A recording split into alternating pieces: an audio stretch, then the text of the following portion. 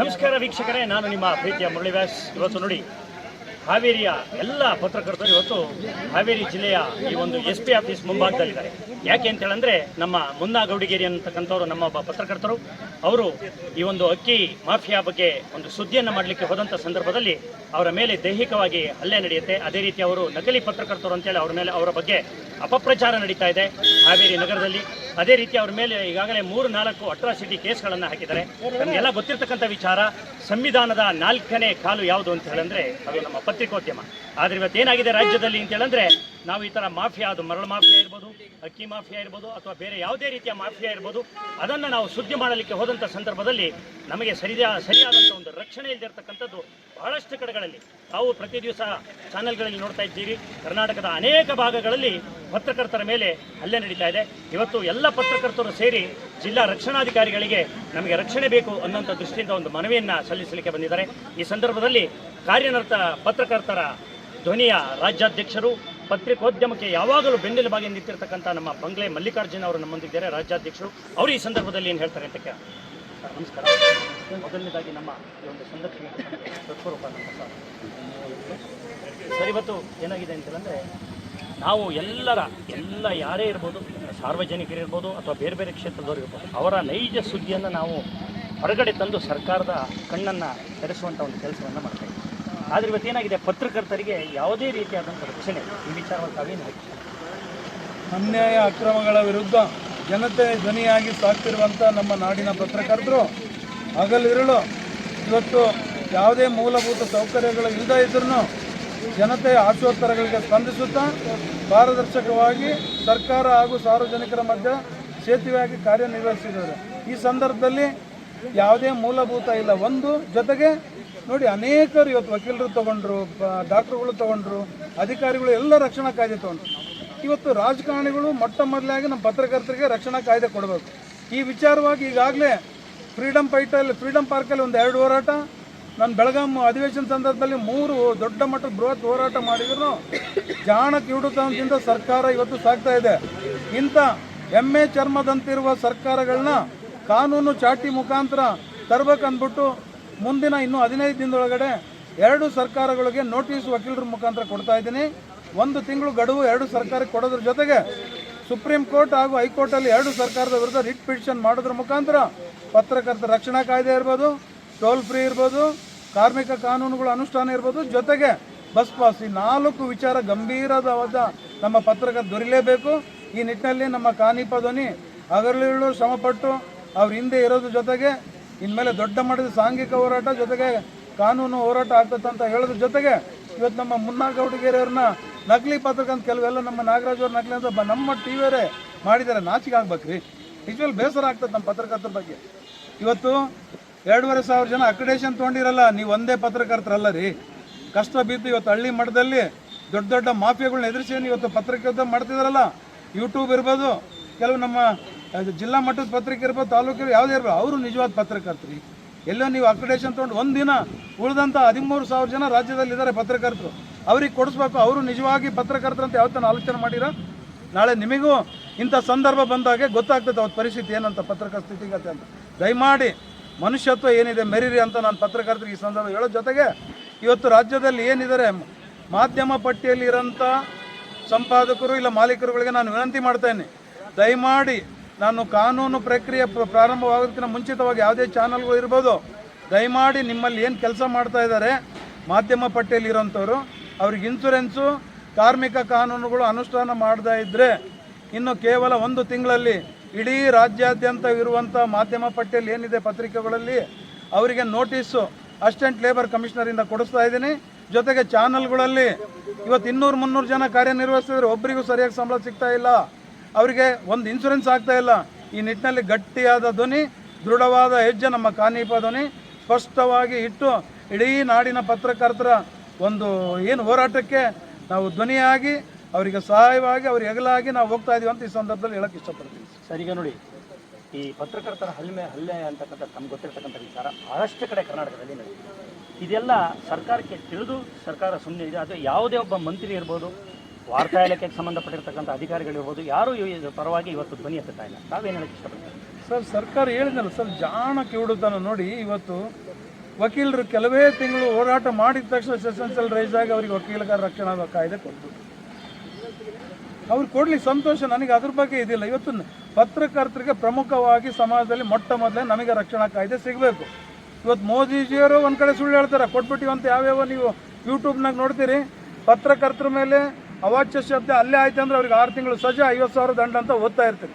ಅಷ್ಟಕ್ಕೆ ನಾವು ಖುಷಿ ಪಡ್ತಾ ಇದ್ದೀವಿ ಹೊರತು ಯಾವುದೇ ಕಾನೂನು ಜೀವ ಮುಖಾಂತರ ಆಗ್ತಾ ಇಲ್ಲ. ಸೆಂಟ್ರಲ್ ಗೌರ್ಮೆಂಟ್, ಸ್ಟೇಟ್ ಗೌರ್ಮೆಂಟಲ್ಲಿ ಇದನ್ನು ನಾವು ಸುಪ್ರೀಂ ಹೈಕೋರ್ಟಲ್ಲಿ ಜಡ್ಜ್ಗಳಿಗೆ ಅವರಿಗೆ ಮನವರಿಕೆ ಮಾಡೋದ್ರ ಮುಖಾಂತರ ನಮ್ಮ ವಕೀಲರುಗಳಿಂದ ಅದನ್ನು ನಾವು ಪಡೆಯೋಣ. ಅವ್ರು ಕೊಡದಿದ್ರೇನು ನ್ಯಾಯಸಮ್ಮತ ಕಾನೂನುಬದ್ಧ ನಮ್ಗೆ ಸಿಗುತ್ತೆ. ಅವರು ದೊಡ್ಡ ನಾಟಕ ಆಡೋದ್ರಲ್ಲಿ ಸರ್ಕಾರ ನಿಪುಣರು. ಇವತ್ತು ನೋಡಿ, ಸಿದ್ದರಾಮಯ್ಯವರು ಸಾಮಾಜಿಕ ಅಧಿಕಾರ ಅಂತೀವಿ, ಇವತ್ತು 2.5-3 ಕೋಟಿ ಮಹಿಳೆಯರಿಗೆ, ಮಂಗಳಮುಖಿಯರಿಗೆ ಬಸ್ ಪಾಸ್ ಕೊಟ್ಟರು. ಏನು ಅದಕ್ಕೆ ಮಾನದಂಡ? ಕೇವಲ ಆಧಾರ್ ಕಾರ್ಡ್. ನಮ್ಮ ಪತ್ರಕರ್ತರು 10,000ಕ್ಕೆ ಜಿಲ್ಲಾ ಮಟ್ಟದಲ್ಲಿ ಓಡಾಡೋದಕ್ಕೆ ಏನು ಕೇಳಿದ್ರು ಮಾನದಂಡ? 4 ವರ್ಷದ ಕಾಯಂ ನೇಮಕಾತಿ ಆದೇಶ. ಮಾಧ್ಯಮ ಪಟ್ಟಿದ್ದು ಯಾವ್ರಿ ನ್ಯಾಯ? ಅವರಿಗೊಂದು ನಮಗೊಂದು.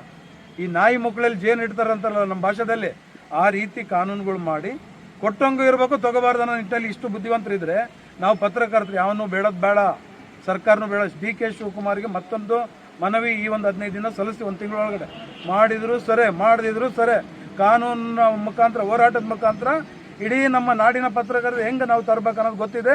ಇಲ್ಲಿವರೆಗೆ ಇರೋಂಥ ನಮ್ಮ ರಾಜ್ಯದಲ್ಲಿ ಸಂಘಟನೆಗಳು ಯಾರು ವಾರ್ತಾ ಇಲಾಖೆ ವಿರುದ್ಧ ಧ್ವನಿ ಎತ್ತಾ ಇಲ್ಲ, ಸರ್ಕಾರದ ವಿರುದ್ಧ ಧ್ವನಿ ಎತ್ತಾ ಇಲ್ಲ. ಕಾನೂನು ಪ್ರಕ್ರಿಯೆಯಲ್ಲಿ ಅಂತ ಇವತ್ತಿಗೂ ಯಾರು ಆ ಪ್ರಕ್ರಿಯೆಯಲ್ಲಿ ಹೋಗಿಲ್ಲ. ಮೊಟ್ಟ ಮೊದಲ ಬಾರಿಗೆ ಇವತ್ತು ಕ್ರಾಂತಿಕಾರಿಕ ಹೆಜ್ಜೆಯಾಗಿ ನಮ್ಮ ಕಾನೀಪ ಧ್ವನಿ ಹೈಕೋರ್ಟ್, ಸುಪ್ರೀಂ ಕೋರ್ಟ್ ತರ್ತಾ ಇದ್ದೀವಿ. ಪತ್ರಕರ್ತ ನ್ಯಾಯ ಸಿಗ್ತತೆ. ಅಲ್ಲಿವರೆಗೆ ಇಷ್ಟೇ ವರ್ಷ ಸ್ವಾತಂತ್ರ್ಯ ಬಂದಾಗ ಇಷ್ಟವರೆಗೆ ತಾಳ್ಮೆ ಇದ್ದೀರಿ. ಇನ್ನು ಕೇವಲ 2 ವರ್ಷ ನನಗೆ ಕಾಲಾವಕಾಶ ಕೊಡಿ, ಕಾನೂನು ಏನಂತ ನಮ್ಮ ಧ್ವನಿ ಮಾಡಿ ತೋರಿಸೋದಂತ ಈ ಸಂದರ್ಭದಲ್ಲಿ ತಮಗೆ ಹೇಳಕ್ಕೆ ಇಷ್ಟಪಡ್ತೇನೆ. ಯಾವ ರೀತಿಯ ರಕ್ಷಣೆ ಕೊಡಬೇಕು ಅಂತ ಬಯಸ್ತೀವಿ ನಾವು ಪತ್ರಕರ್ತನಿಗೆ? ಯಾವ ರೀತಿಯ ರಕ್ಷಣೆ? ಉದಾಹರಣೆಗೆ ಈಗ ಒಂದು ಗ್ರೂಪ್ ಇನ್ಶೂರೆನ್ಸ್ ಮಾಡಿಸೋದ್ರಿಂದ ನಾಳೆ ಈಗ ನೋಡಿ, ನಮ್ಮ ಶಿವಮೊಗ್ಗ ಜಿಲ್ಲೆಯಲ್ಲಿ 4 ಜನ ಅತ್ಯುತ್ತಮ ಪತ್ರಕರ್ತರನ್ನ, ಈ ಒಂದು ಪಿಕ್ಚರ್ ಮೀಡಿಯಾ ಪತ್ರಕರ್ತರನ್ನ ನಾವು ಕಳ್ಕೊಂಡು ಎಲ್ಲ ಆಕ್ಸಿಡೆಂಟಲ್ಲಿ ಅವ್ರು ಹೋಗಿರ್ತಕ್ಕಂಥದ್ದು. ಈಗ ರಕ್ಷಣೆ ಒಂದು ಭಾಗ ಆಯಿತು, ಒಂದು ಗ್ರೂಪ್ ಇನ್ಶೂರೆನ್ಸ್ ಆ ಥರ ಏನಾರು ಮಾಡಿದರೆ ಅವ್ರ ಲೈಫಿಗೆ ಒಂದು ಸೆಕ್ಯೂರ್ ಇರುತ್ತೆ ಅಂತ ತಾವೇನು ಹೇಳಕ್ಕೆ ಇಷ್ಟಪಡ್ತೀವಿ? ಸರ್, ತಾವು ಹೇಳಿದಂಗೆ ಗ್ರೂಪ್ ಇನ್ಶೂರೆನ್ಸಿಗೆ ಸಂಬಂಧಪಟ್ಟಂಗೆ ಈಗಾಗಲೇ ನಾನು ಚಿದಾನಂದ ಗೌಡ್ರು ಅಂತ MLC ಮುಖಾಂತರ ವಿಧಾನ ಪರಿಷತ್ತಲ್ಲಿ ಧ್ವನಿ ಎತ್ತಿಸಿದೆ. ದೊಡ್ಡ ಮಟ್ಟದಾಗಿ ಎಲ್ಲ ಪೇಪರಲ್ಲಿ ಬಂದು ದೊಡ್ಡ ಮಟ್ಟದ ಸೌಂಡ್ ಆಯಿತು. ಅವರಿಗೆ CM ಸಿದ್ದರಾಮಯ್ಯವರು ಉತ್ತರ ಕೊಟ್ಟರು. ಇನ್ಶೂರೆನ್ಸ್ ಕೊಡೋದು ನಮ್ಮ ಸರ್ಕಾರಿ ಜವಾಬ್ದಾರಿ ಅಲ್ಲ, ಆ ಪತ್ರಿಕೆಯ ಮಾಲೀಕರು ಅಂತ ಇವತ್ತಿನ ನನ್ನ ಹತ್ರ ಎಂಡೋಸ್ಮೆಂಟ್ ಇದೆ. ಆ ಒಂದು ವಿಚಾರದಾಗೆ ಇವತ್ತು ನಮಗೇನು ಹೇಳ್ತಾ ಇದ್ದೀನಿ, ಯಾವುದೇ ಮಾಲೀಕರಿರಲಿ 10 ಜನ ಮೇಲ್ಪಟ್ಟು ಅಲ್ಲಿ ಒಂದು ಕಾರ್ಯಾಲಯದಲ್ಲಿ ಕಾರ್ಯನಿರ್ವಹಿಸ್ತಾರಂದರೆ ಅಲ್ಲಿ ಇನ್ಶೂರೆನ್ಸ್ ಕೊಡಬೇಕಾದ್ದು ಮಾಲೀಕರ ಧರ್ಮ, ಕೊಡಲೇಬೇಕು, ಕೊಡ್ತಾರ ಕೂಡ. ಇನ್ಮೇಲೆ ದಿಟ್ಟವಾದಂಥ ಕಾನೂನು ಪ್ರಕ್ರಿಯೆಯಲ್ಲಿ ನಾನು ಹೋಗ್ತಾ ಇದ್ದೀನಿ, ಆ ನಿಟ್ಟಿನಲ್ಲಿ ಅದಾಗುತ್ತೆ. ಇನ್ನು ರಕ್ಷಣಾ ಕಾಯ್ದೆ ನಮಗೆ ಬಂತಂದರೆ ನಮಗೆ ಆದಂಥ ಒಂದು ಸೆಕ್ಷನ್ ಕೊಡ್ತಾರೆ. ಆ ಸೆಕ್ಷನ್ ಅಡಿಯಲ್ಲಿ ಮುಟ್ಟರೆ ನಾನ್ ಬೇಲಬಲ್ ಒಂದು ಅಫೆನ್ಸ್ ಬರುತ್ತೆ. ಅವತ್ತಿನ ದಿನ ರಕ್ಷಣಾ ಕಾಯ್ದೆ ನಮಗೆ ಒಂದು ಸ್ವಂತವಾಗಿ ಪತ್ರಕರ್ತ ನಿರ್ಮಾಣ ಆದಾಗೆ ಬೇರೆಯವರು ನಮ್ಮನ್ನು ಮುಟ್ಟಕ್ಕೆ ಭಯ ಬೀಳ್ತಾರೆ. ಬೇಡಪ್ಪ ಅವ್ರ ಸಹವಾಸ, ನಾನ್ ಬೇಲಬಲ್ ಐತೆ. ಇವತ್ತು ಹೆಂಗೆ ನಾನ್ ಬೇಲಬಲ್ ಭಾಳಷ್ಟು ನೀವು ನೋಡ್ತಾ ಇದ್ರಿ, ಅವೆಲ್ಲವೂ ಆ ರೀತಿ. ಇವತ್ತು ನೋಡಿ, ಡಾಕ್ಟ್ರನ್ನ ಮುಟ್ರಿ, ಇವತ್ತು ಸರ್ಕಾರಿ ನೌಕರಿ ಯಾರನ್ನೇ ಮುಟ್ಟಿ 353 ಎದಕ್ಕೆ ಭಯ ಬೀಳ್ತೀವಿ ಅಂದರೆ ನಾವು ಸರ್ಕಾರಿ ಕರ್ತವ್ಯಕ್ಕೆ ಅಡ್ಡ ಅಂತ ಎದಕ್ಕೆ ಆಗ್ತಾರೆ ಅಂದರೆ ನಾನ್ ಬೇಲಬಲ್ ಅಫೆನ್ಸು. ಅವರಿಗೆ ಬೇಲ್ ಇಲ್ಲ ಸ್ಟೇಷನಲ್ಲಿ, ಕೋರ್ಟ್ ಮುಖಾಂತರ ಜಡ್ಜ್ ಅಲ್ಲಿ ಕೊಡ್ಬೋದು, ಇಲ್ಲ ಡಿಸ್ಟ್ರಿಕ್ ಇಲ್ಲ ಸ್ಟೇಟ್ ಹೈಕೋರ್ಟಿಗೆ ಆಗ್ಬೋದು. ಈ ಒಂದು ಭಯ ಅವ್ರಿಗೆ ಕಾಡಿದರೆ ಆಟೋಮೆಟಿಕ್ ಆಗಿ ನಮಗೆ ದೊಡ್ಡ ಮಟ್ಟದ ರಕ್ಷಣೆ ಯಾರು ನಮ್ಮನ್ನು ಮುಟ್ಟಕ್ಕಾಗಲ್ಲ ಅಂತ. ಅದು ಮುಂದಿನ ದಿನ ಈ ಪ್ರಕ್ರಿಯೆ ಖಂಡಿತ ನಮ್ಮ ರಾಜ್ಯದಲ್ಲಿ ಆಗ್ತದಂತ ನಾನು ಖಂಡಿತವಾಗಿ ಆತ್ಮವಿಶ್ವಾಸವಾಗಿ ತಮಗೆ ಹೇಳಕ್ಕೆ ಇಷ್ಟಪಡ್ತೀನಿ. ಇನ್ನು ನಮ್ಮ ಮುನ್ನಾ ಗೌಡಿಗೆಯರ ಪರವಾಗಿ ಬೆಂಗಳೂರಿಂದ ಬಂದಿದ್ವಿ. ಎಂತೆಂಥ ದೊಡ್ಡ ಚಾನಲ್ಗಳಿದೆ, ಆದರೂ ಕೂಡ ತಾವು ಪತ್ರಕರ್ತರು ಯಾವತ್ತೂ ನನ್ನ ಸೊತ್ತು, ನನ್ನ ಆಸ್ತಿ ಇದ್ದಾಗೆ ಅನ್ನುವಂಥ ದೃಷ್ಟಿಯಿಂದ ನೀವು ಬೆಂಗಳೂರಿಂದ ಬಂದಿದ್ದೀರಿ. ಮನವಿಯನ್ನು ಕೂಡ ಸ್ಥಳೀಯ ರಕ್ಷಣಾಧಿಕಾರಿಗಳಿಗೆ ಕೊಟ್ಟರಿ. ಅವರು ಏನು ಹೇಳಿದರು ಈ ವಿಚಾರವಾಗಿ? ಸರ್, ಮುನ್ನಾ ಗೌಡಿಗೆಯರು ನನಗೆ ಆತ್ಮೀಯರು, ಜೊತೆಗೆ ಒಬ್ಬ ಸ್ವಾಭಿಮಾನಿ ಯುವಕ, ಜೊತೆಗೆ ನಮ್ಮ ನಾಗರಾಜ ಅವನಹಳ್ಳಿನೂ ಅವರೂ ಭಾರಿ ದಿಟ್ಟದೆ ಹೋರಾಟಗಾರ. ಇವತ್ತಲ್ಲ, ಇವರು ನಿಜವಾದ ಪತ್ರಕರ್ತರು ಕೂಡ. ಯಾರೋ ಕೆಲವರು ನಮ್ಮಲ್ಲಿನೂ ಕೆಲವು ಏನು ಆಮಿಷಗಳಿಗೆ ಬಲಿಯಾಗಿ ಈ ಥರ ಮಾಡ್ತಾರಲ್ಲ, ನಾನು ಇವತ್ತೇನು ನಕಲಿ ಅಂತಾರಲ್ಲ, ಅವ್ರಿಗೆ ದಮ್ಮು ಧೈರ್ಯ ಇದ್ದರೆ ನಕಲಿ ಅಂತ ಪ್ರೂವ್ ಮಾಡಿ. ಆಮೇಲೆ ಬೇರೆ ನೀವು ಪತ್ರಕರ್ತರು ಆಗಲಿ, ಬೇರೆ ಅದಕ್ಕೆ ಇನ್ನೊಬ್ರು ಆಗಲಿ, ಯಾರೀ ನೀವು ನಕಲಿ ಅಂತ ನಮ್ಮನ್ನು ಕೇಳೋಕ್ಕಿರೋದು ಇಬ್ಬರಿಗೆ. ಒಂದು DC ಅವರಿಗೆ, ಮತ್ತೆ ಒಂದು ನಮ್ಮ PRJ ಏನಿದೆಲ್ಲ, press register government of India, ಇಬ್ಬರಿಗೆ ಮಾತ್ರ ಅವಕಾಶ. ದಯಮಾಡಿ ನಿಮ್ಮ ಚಾನಲ್ ಮುಖಾಂತರ ಹೇಳ್ತೇನೆ, ಯಾವನಾದರೂ ನಕಲಿ ಅಂತ ಇನ್ಮೇಲೆ ನಿಮ್ಮ ಮೇಲೆ ಆರೋಪ ಮಾಡಿದರೆ ದಯಮಾಡಿ ಹೇಳೋದಕ್ಕೆ ಮತ್ತೊಂದು ಸಲ ಹೇಳ್ತೀನಿ. ಯಾರಾದರೂ ನಕಲಿ ಪತ್ರಕರ್ತ ಆರೋಪ ಮಾಡಿದರೆ ನೀವು ಪತ್ರಕರ್ತರಾಗಿ ಉದ್ಯಮದಲ್ಲಿ ಇರ್ಬೋದು, ಇಲ್ಲ ಸೋಷಿಯಲ್ ಮೀಡಿಯಾಕ್ಕೆ ಸಂಬಂಧಪಟ್ಟಂಗೆ ನಮ್ಮ ಯಾವುದು ನಮ್ಮ ಇದರ ಸೆಂಟ್ರಲ್ ಗೌರ್ಮೆಂಟ್ ಇರ್ಬೋದು, ಯಾವುದೇ ಇಲ್ಲ ನಮ್ಮ PRGR ಯಾವುದೇ ನೀವು ಲೈಸೆನ್ಸ್ ಪಡೆದಿದ್ದೇ ಆಗಿದ್ದರೆ, ಇಲ್ಲ ನಿಮ್ಮ ಅಧಿಕೃತ ಸಂಪಾದಕ ನಿಮಗೆ ಲೆಟ್ರ್ ಕೊಟ್ಟಿದ್ದಾಯಿದ್ರೆ, ಅಂಥ ಸಂದರ್ಭದಾಗ ಯಾವ ನಿಮ್ಮ ಮೇಲೆ ಆರೋಪ ಮಾಡಿ ಇನ್ನೊಂದು ಮಾಡಿದ್ದ 4 ಬಿಟ್ಟು ಅವನಿಗೆ ಅವನ ಮೇಲೆ ಒಂದು FIR ಮಾಡಿರಿ.